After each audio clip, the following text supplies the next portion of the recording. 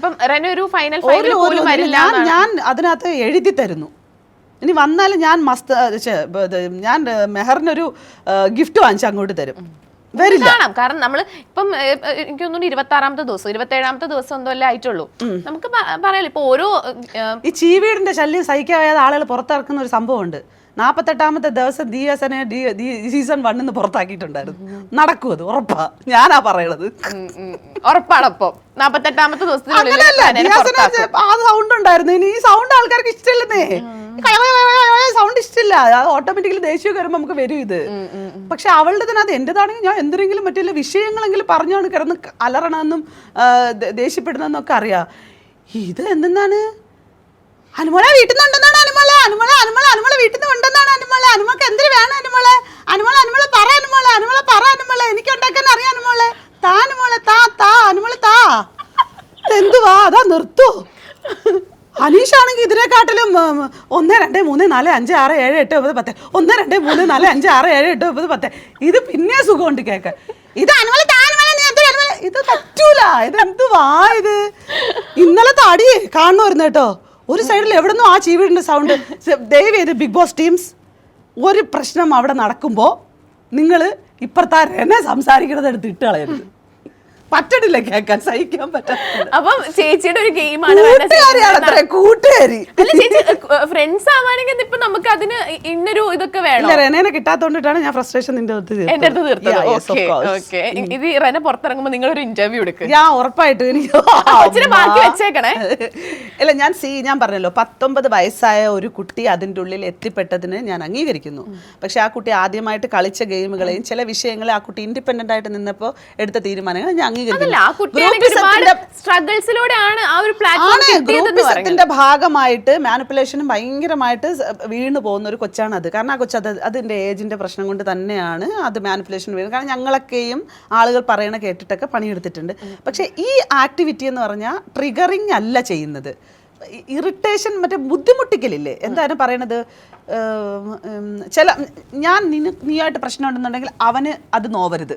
അപ്പോൾ എവിടെ ആയിരിക്കണം ആ പ്രശ്നം നടക്കേണ്ടത്? ഞാനും നീയും മാത്രമായിരിക്കണം. ഇവിടെ നീ ഇരിക്കുന്നിടത്ത് ഞാനും നീയും സംസാരിക്കുമ്പോൾ അവിടെ പ്രശ്നമാണുണ്ട്. അതെന്തുകൊണ്ടാണെന്നറിയാമോ? ഈ ചീവിയുടെ ഒച്ച, അതാണ് പ്രശ്നം.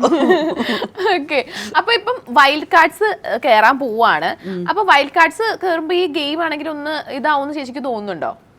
ഗെയിം ഈ ഒരു ബോറിംഗ് ഗെയിം ആണെങ്കിൽ മാറി കുറച്ചും കൂടെ ഒരു എന്റർടൈനിങ് ആവുമെന്ന്.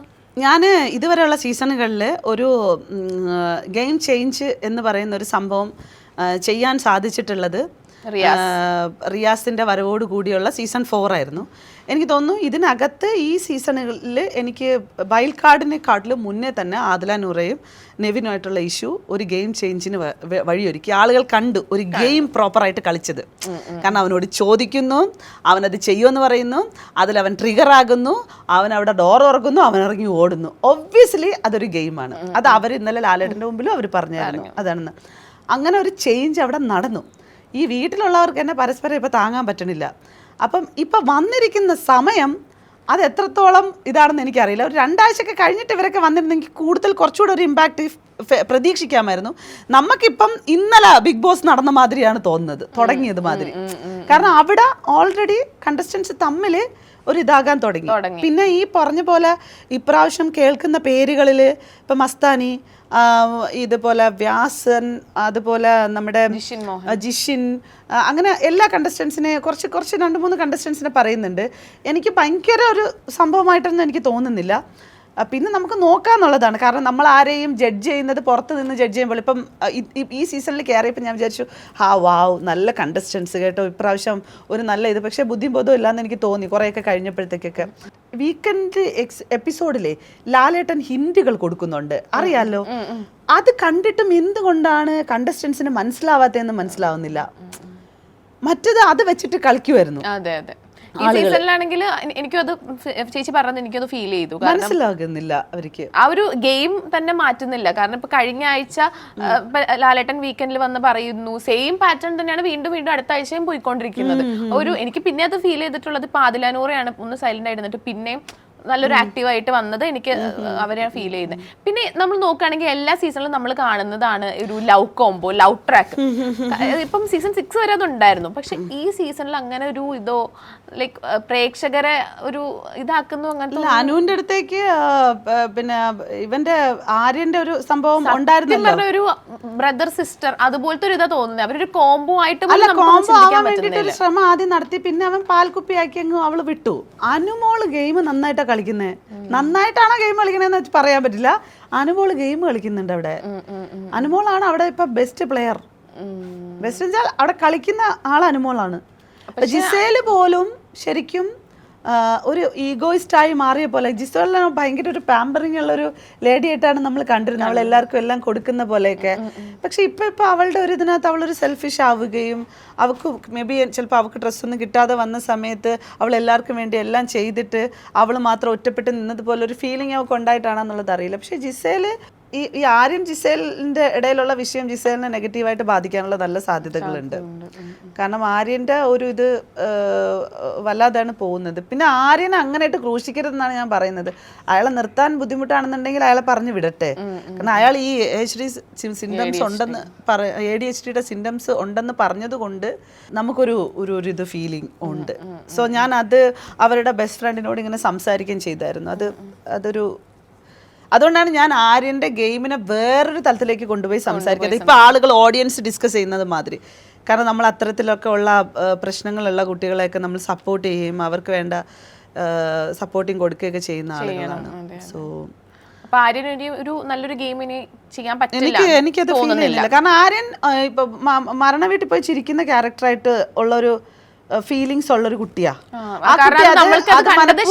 ശൈത്യയുടെ അച്ഛനെ പറ്റി എന്തൊക്കെയോ പറയുമ്പോൾ ആര്യൻ അവിടെ ചിരിക്കുന്നു. അത് നമുക്ക് എല്ലാവർക്കും ഒരു ഓക്വേർഡ് ആയിട്ട് തോന്നി, എന്തുകൊണ്ടാണ് ഇയാൾ ഇങ്ങനെ ചെയ്യുന്നതെന്ന്. പിന്നെ റിയാക്ഷൻസ് ഒക്കെ ഇത് ഇപ്പൊ ഷൂ ഒക്കെ എടുത്ത് എറിയുന്നതായിക്കോട്ടെ, മനഃപൂർവ്വം ചെന്ന് പ്രശ്നം ഉണ്ടാക്കുന്നതായിക്കോട്ടെ, അനാവശ്യ ഇടങ്ങൾ. പിന്നെ അതുപോലെ തന്നെ ഇപ്പൊ കഴിഞ്ഞ ദിവസം അനുമോളുടെ ഒരു പാവേനെ കെട്ടി തൂക്കി. എന്താ പറ്റി, ഇയാള് നോർമൽ അല്ലേ എന്നുള്ളൊരു. അതാണ് പറഞ്ഞത്, ഈ ഹ്യൂമാനിറ്റി ഒന്നും പെട്ടെന്ന് ക്യാച്ച് ചെയ്യണമെന്നൊന്നും ഇല്ല. പക്ഷെ അതൊരു കുട്ടിയുടെ പ്രശ്നമാണ്. നമ്മളൊന്നും അത്തരം ബിഗ് ബോസ് ഒക്കെ ചിന്തിച്ചും തീരുമാനിച്ചിട്ടൊക്കെ ആളുകളെ. പക്ഷെ നമ്മൾ ആരും വന്ന സമയത്ത് നമ്മൾ നോക്കുക. അല്ല, അയാൾ തന്നെ പറഞ്ഞതുകൊണ്ടാണ് എനിക്ക് അറിയുന്നത്. ഒരു ഇന്റർവ്യൂലൊക്കെ അയാൾ പറഞ്ഞിട്ടുണ്ടായിരുന്നു. ഞാനായിട്ട് യൂഹിച്ചെടുത്തതൊന്നും അല്ല അത്. അയാൾ ഒരു ഇന്റർവ്യൂല് പറഞ്ഞു അങ്ങനെ.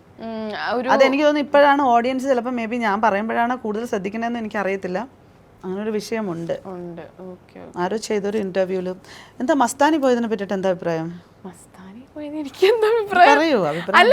മസ്താനിയുടെ മുഖമാണെന്ന് തോന്നുന്നു മെഹർ പോലെ ഫീൽ ചെയ്തിട്ട് എല്ലാരും. എന്റെ മുഖമല്ലേ മസ്താനിക്ക്? Okay, of course. അല്ല, അങ്ങനെ കുറെ ആൾക്കാർ പറയാറുണ്ട് ഫേസ് കട്ട്. ചിലപ്പോ മേ ബി അങ്ങനെ ആയിരിക്കും ഇതാക്കിയത്. മെഹർ പോണമായിരുന്നു. എന്നിട്ട് അവിടെ ചെന്നിരുന്ന് കുറെ കരഞ്ഞ്. ഞാൻ കരയത്തൊന്നുമില്ല. പിന്നെ മൂഡ് പിടിച്ചിട്ടാണ് മെഹർ ഇരിക്കുന്നത്. പാമ്പറിംഗ് മൂഡാണെന്ന് വെച്ചാൽ പക്ഷെ നമ്മള് പെട്ടെന്ന് കരയുന്ന ആൾക്കാരാവണമെന്നില്ലല്ലോ. അങ്ങനെയാണോ? ആ, നമ്മള് ഇപ്പൊ നമുക്കൊരു കരയിപ്പിക്കട്ടെ മെഹറെ നിന്നെ. ചാലഞ്ച് കരയിപ്പിക്കോ? അല്ല, ചേച്ചിക്ക് ഒരു കാര്യം വേണ്ടി ഇപ്പൊ നമുക്കൊരു കാര്യം പറയണമെന്നുണ്ടെങ്കിൽ ഞാൻ പറഞ്ഞായിരുന്നു നേരത്തെ. വീണ്ടും പാൽക്കുപ്പികളെയും 2K കിഡ്സിനെയൊക്കെ പിടിച്ചോണ്ട് വന്ന് ഇരുത്തിയിട്ട് എന്റെ വായിന്നൊക്കെ വേറെ സാധനങ്ങളാ പറഞ്ഞത് സുമേഷ്. ചേച്ചി ഞാനൊരു കാര്യം പറയട്ടെ, ജെൻസി ആണെങ്കിലും അത് നമ്മള് മനുഷ്യർ തന്നെയല്ലേ. അല്ല ജെൻസി പ്രശ്നമില്ല. എനിക്ക് ജെൻസീസിനെ ഇഷ്ടമാണ്. എൻ്റെ മോൻ എന്നെ കൊന്നു കളയും ഞാനിപ്പോൾ പോയിട്ട് ജെൻസീനെ അപമാനിച്ചു എന്ന് പറയുന്നത്. പക്ഷെ മെഹർ എപ്പോഴും ഇരുന്നിട്ട് ഒരു ഇന്റർവ്യൂ മൂഡ് പിടിക്കുന്ന സമയത്ത് ഇപ്പൊ എന്റെ മറ്റേ ബിഗ് ബോസിലെ ഓഡീഷന്റെ സമയത്താണെങ്കിലും അവർ എൻ്റെ അടുത്ത് പറഞ്ഞത് മെഹർ ഭയങ്കര പീപ്പിൾ പ്ലീസിംഗ് ആയിട്ടുള്ള ഒരാളാണ്. പക്ഷെ അതെന്റെ ബേസിക് നേച്ചറാണ്. ഞാൻ പണ്ട് തൊട്ടേ എനിക്ക് എന്താ പറയാ, ഒരാളുടെ അടുത്ത് ഞാൻ മുഖം കറുപ്പിച്ച് പറയണമെങ്കിൽ ഞാൻ ചിരിച്ചോണ്ടായിരിക്കും ചിലപ്പോൾ പറയാം. ദേഷ്യപ്പെടുന്ന അങ്ങനെയല്ല, ദേഷ്യപ്പെട്ട് പറയുന്ന സിറ്റുവേഷൻ ഉണ്ട്. ദേഷ്യപ്പെട്ടും പറയാറുണ്ട്. ദേഷ്യപ്പെടാനൊക്കെ അറിയാം. എനിക്ക് ദേഷ്യപ്പെടാനൊക്കെ അറിയാം. സീരിയസ്ലി എനിക്ക് ദേഷ്യപ്പെടാറിയാം. പക്ഷെ ഞാൻ അതെന്താ അപ്പൊ തൊപ്പി വിവാഹാലോചന നടത്തിയ സമയത്ത് നീ ദേഷ്യപ്പെടാത്തെ? ഇഷ്ടാണോ തൊപ്പിനെ? അങ്ങനെ തൊപ്പിനെ ഇഷ്ടാണ്. അല്ല, അതങ്ങനെയല്ല. നമ്മള് സത്യം പറഞ്ഞ തൊപ്പിനെ എനിക്ക് ഇഷ്ടല്ലേ? അതെന്താ പറ ചേച്ചി അങ്ങനെയല്ല, നമുക്കൊരു കാര്യം ഒരു എടുത്ത് പറയണം, നമുക്കത് ദേഷ്യപ്പെട്ട് പറയണമെന്നില്ല. തൊപ്പിയും ചേരും കേട്ടോ. തൊപ്പി ഭയങ്കര കൈൻഡ് ഹാർട്ടഡ് പേഴ്സൺ ആണ്. അവനെ ഇപ്പൊ ഒരാൾ സ്നേഹിക്കാനൊക്കെ ഉണ്ടെങ്കിൽ തൊപ്പി നല്ലൊരാളാണ്. നല്ല എന്താ പറയാ, ഇപ്പൊ തൊപ്പിയുടെ വീട്ടിൽ തന്നെ ചെയ്യണ. ഞാൻ മെഹറിനെ ഈ ലേറ്റസ്റ്റ് അധികം ഇങ്ങനെ തൊപ്പിയുടെ കൂടെ കണ്ടതുകൊണ്ട് മെഹർ ഭയങ്കര ഷൈ ആവുന്നു. തൊപ്പി വീഡിയോ കോളിലൊക്കെ വരുന്ന സംസാരിക്കുമ്പോ ഞാൻ വീഡിയോ വേണമെങ്കിൽ വിഷ്വൽസ് എടുത്ത് കാണിച്ചു. വേണ്ട, ഇഷ്ടമാണോ തൊപ്പി? പാവം ചെറുക്കനാ. തൊപ്പി എന്നെ നല്ല ഫ്രണ്ടാണ്. അതിൽ കൂടുതൽ വേറൊരു ഇതോ അതൊന്നും ഇല്ല. തൊപ്പി നല്ലൊരു ഫ്രണ്ടാണ്. അതിൽ കൂടുതൽ ഞാനും ചിന്തിച്ചിട്ടില്ല, തൊപ്പിയും ചിന്തിച്ചിട്ടില്ല. തൊപ്പി നിനക്ക് വേണ്ടി ഞാൻ കല്യാണം ആലോചിച്ചെന്നൊന്നും വിചാരിക്കല്ലേ. ഞാൻ കണ്ടത് തൊട്ടിട്ട് ചോദിച്ചെന്നുള്ളൂ. ചിലപ്പോ തൊപ്പി ഇരുന്ന് മറ്റേ അവന്റെ ഇതുണ്ടല്ലോ, എന്താ തൊപ്പി ഇപ്പൊ കഴിഞ്ഞ ദിവസം ലൈവില് പറഞ്ഞു എന്നെ പെങ്ങളായിട്ടാ കാണുന്നതെന്ന് പറഞ്ഞു. അങ്ങനെ പറഞ്ഞോ? അയ്യോ, അങ്ങനെ പറഞ്ഞോ? തൊപ്പി എന്തിനാ തൊപ്പി? എല്ലാവർക്കും ഇഷ്ടമായിരുന്നു തൊപ്പി. നിങ്ങൾ രണ്ടുപേരും ഞാൻ ലൈവ് സ്ട്രീമിങ്ങിലൊക്കെ വെച്ചിട്ട് മൈ ഗോഡ്, ഞാൻ ഇടയ്ക്കിടയ്ക്കൊക്കെ ഇങ്ങനെ കാണലുണ്ട്. നിങ്ങൾ ഇങ്ങനെ വരുന്നത് ലൈവിലൊക്കെ നിങ്ങളെ കട്ട്സ് ഒക്കെ എടുത്ത് എനിക്ക് ഇഷ്ടമാണ്. എനിക്ക് ഈ ലേറ്റസ്റ്റ് തൊപ്പി മറ്റേ പച്ചയും ചുവന്ന ഒക്കെ എടുത്തിട്ട് അവരാധിച്ചത് ഭയങ്കര എനിക്ക് ഇഷ്ടപ്പെട്ടു. അവൻ ആ ഫോൺ എറിഞ്ഞ് പൊട്ടിച്ച് പഞ്ചറാക്കിയിട്ട് കയറി പോകാനുള്ളതായിരുന്നു. ഞാൻ അങ്ങനെ പറയാം. ചില സാഹചര്യങ്ങളിൽ ഇപ്പം അവരൊക്കെ ചെയ്യുന്ന ആക്ടിവിറ്റികളിൽ കുറേ സാധനങ്ങൾ ആളുകളെയൊക്കെ ഇപ്പം ഹെൽപ്പ് ചെയ്യുന്നുണ്ട്. ആദ്യമൊന്നും എനിക്ക് ഇഷ്ടമേ അല്ലായിരുന്നു. ഇവൻ എന്താ കാണിക്കണമെന്നുള്ളതായിരുന്നു. പക്ഷെ ഇപ്പം അവൻ കുറേ മനുഷ്യരെ ഹെൽപ്പ് ചെയ്യുന്നു, കുറേ ആൾക്കാർ. അതുകൊണ്ട് എനിക്ക് നല്ല റെസ്പെക്ട് ഉള്ള ആളാണ്. കാരണം പക്ഷേ നിങ്ങൾ തമ്മിൽ ലവാ? നിങ്ങൾ തമ്മിൽ ലവാ? ചേച്ചി പഠിത്ത നീല ഞാൻ ഒരു കാര്യം ചോദിക്കട്ടെ, ഒരു തമ്മില് ഇഷ്ടാണെന്ന് ചോദിക്കുന്നത് നീല അങ്ങനെയല്ല. നമുക്കൊക്കെ ഭയങ്കര ഇഷ്ടം തൊപ്പിയും മെഹറും ഒരുമിക്കണമെന്നുള്ളവർ കമന്റ് ചെയ്യൂ. റെസ്പോണ്ട് റിയാക്ഷൻ ഇല്ല അവക്ക്. അവളങ്ങ് ഇരിക്കുക. ഇടയ്ക്കൊരു ഞാൻ പറഞ്ഞല്ലോ, നമുക്കിപ്പം ഒരു കാര്യം പറയണമെങ്കിൽ ഞാൻ പറഞ്ഞില്ല, ഞാൻ എപ്പോഴും എന്റെ മുഖം എപ്പോഴും ചിരിച്ചിട്ടുള്ള മുഖമാണ്. അതിന്റെ ചിരിച്ചിട്ടല്ല. അല്ലല്ല, ഞാൻ വരുമ്പോ ഒരു ശൈയും ഒരു നാണോ ഐ ലവ് യു എന്നൊക്കെ പറഞ്ഞായിരുന്നില്ല തൊപ്പി? ഇല്ല, എന്റെ അടുത്ത് പറഞ്ഞില്ല. ഇഷ്ടാണെന്ന് പറഞ്ഞായിരുന്നു. അത് തൊപ്പി തന്നെ പറയുന്നുണ്ട്. അതൊരു ചലഞ്ച് ആയിരുന്നു. അത് കിട്ടിയ അവസരം തൊപ്പിയൊക്കെ ചാറ്റ് പറഞ്ഞപ്പോ പ്രപ്പോസ് ചെയ്തു. അത് പിറ്റേ ദിവസം തന്നെ തൊപ്പി മറ്റേ സ്ക്രിപ്റ്റഡ് ആയിരുന്നു എന്ന് പറഞ്ഞല്ലോ. അത് പക്ഷെ ചേർച്ചയുണ്ട്, നല്ല രസമുണ്ട്. അതാ ഞാൻ പറഞ്ഞു, നമുക്ക് എല്ലാത്തിനും നമുക്ക് മറുപടി പറയാൻ പറ്റത്തില്ല. അപ്പൊ നമ്മളാണെങ്കിൽ ഏറ്റവും ആൾക്കാർ പറയലില്ല. കുറച്ച് ആൾക്കാർ പറയാറുണ്ട്.